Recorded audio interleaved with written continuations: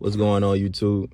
Before I get into this video, man, y'all make sure y'all go like, comment down below what movie y'all want to see me review next, share this video, and subscribe to the channel if you already haven't. But we still on the Rush Hour series, man. We talking about Rush Hour 2. Now, this is the follow-up of the first Rush Hour. This came out in 2001. Now, this is honestly my favorite out of all three of the Rush Hours, because it's like on the first one, we got introduced to Lee and Carter. Like, it's always like that with trilogies and movies that have like multiple run-ins after them. Like, we have to get introduced to the characters, and I always feel like the second one is always gonna be the best one because you already know everybody. And just like on this one, Lee and Carter, they already done caught the bad guys, so now they're supposed to be on vacation. They're supposed to be. Now, this is the part that pissed me off with Lee. Y'all just bust this super high profile criminal. They done sent y'all on vacation to go get away, relax, unwind. And Lee's still thinking about bad guys. Now, Carter, he's in China, Hong Kong, Japan, wherever they was at. He's trying to enjoy himself. He thinking about mushu, women, massage parlors. He thinking about eating good. That's all he thinking about. And like, how could you blame him? Like, with a stressful job like being a police officer, when it's time for vacation, you trying to turn up. So at the beginning of the movie, like, you see they was actually having fun. They was actually enjoying vacation, but Lee got a phone call and basically was like, it was an assignment he could take, but he can't help it. Like, when it's a bad guy, he gotta go find him. Now, he don't tell Carter this right away, so Carter's still thinking they on vacation. They go to this club, and Lee told him it was supposed to be a party. And Carter knew he was lying, but he was just like, you for real? He was like, yeah. So Carter going in there, turning up. He dancing with the he dancing with all the Chinese girls in there. He singing Michael Jackson like he in there having the night of his life. He's supposed to be on vacation. Lee in there being sneaky, trying to catch bad guys, and now he having a full-blown goose hunt with these boys, thinking he done found out who we looking for. So now they did get thrown off top of a building. They saw, and think about this: if you're a Carter, how can you not be pissed off? You're supposed to be on vacation. So right then and there, I'm not saying I would have cut ties with Lee, but we probably wouldn't have been talking. I'm supposed to be enjoying myself, and you got me on missions, and I done got thrown off a building. So now Lee said he gonna make it up to him. They go to this massage parlor. Now, in Lee's defense, Lee was really trying to just enjoy himself, and he wasn't thinking about it no more. So he get Carter the massages he want. They ain't there relaxing. Now Carter like, nah, this is my vacation. This is how it's supposed to be.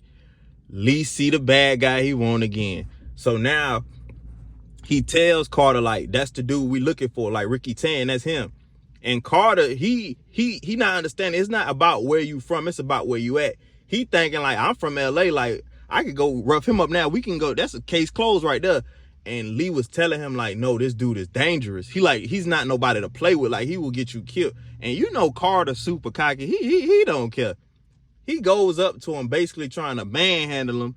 And he got all his goons in there with him. Like, and he talking about, why you ain't telling me he was like that? Lee told you he was like that. So now they in the massage parlor fighting again. Now, this time, it was Carter's fault, because if Lee telling me, like, he's dangerous, I'm finna listen to him. And then we, in your territory, I'm finna listen to you.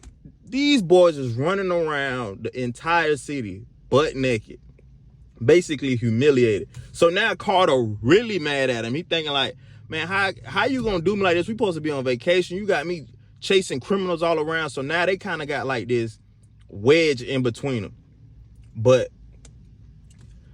an explosive happened at this building, and Lee thought Carter was dead. So now he's sitting here basically mourning his friend, not knowing that Carter wasn't even in the building. So when he found out that he alive, it's kind of like, you know, you don't miss somebody till they gone. They kind of like rekindle their relationship, but they still looking for this guy, Ricky Tan. So they go to like this place to get some clothes, which is very funny. Like, they got to deal with like they got to deal with this gay dude like basically flirting with him. But they go get some clothes to go to this little casino. And this is where Ricky Tan was gonna be at. And when they was on the plane, Carter was tellingly like behind every criminal organization, behind every like just wrong thing that's going on in the world is always a rich white man. And this is a very deep part of this movie, and Rush Hour not even supposed to be deep. It's supposed to be funny, but that's actually very true.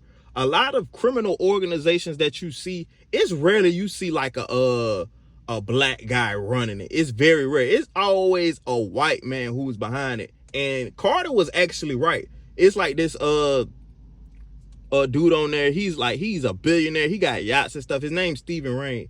He was the one that was behind it. And Carter was right. So when they go in there to try to basically find who they looking for, Carter gotta be like basically the jester, and he trying to distract everybody while Lee go to the back and look for who he trying to find. While Lee in the back looking for him, he gets hemmed up by like police officers, and he runs into Ricky Tan. So they put a bomb in his mouth. Basically, they got him like hemmed up to where like whenever they push this button, it's gonna blow him up. Now Carter don't know this, so when he actually find out, he's super mad.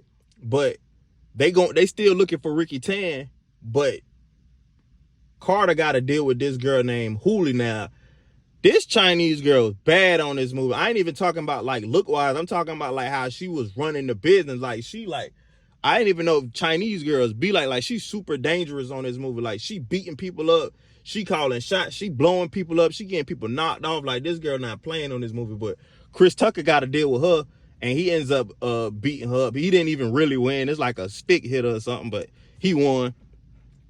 Ricky Tan ends up stabbing Stephen Rains, and Lee ends up kicking Ricky Tan out the window. Now, at the end of this movie, Lee and Carter got to jump out the window so they won't get blown up by this crazy Chinese girl. And they end up basically getting who they was looking for.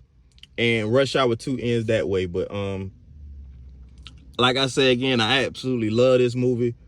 Rush Hour 2 to me is the best Rush Hour out of the entire Rush Hour series.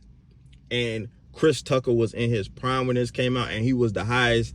I'm proud to say he was the highest paid black actor, comedian, whatever you want to call it. He was the highest paid during this time, and this was an absolute classic. Rush Hour 2 starring Jackie Chan and Chris Tucker.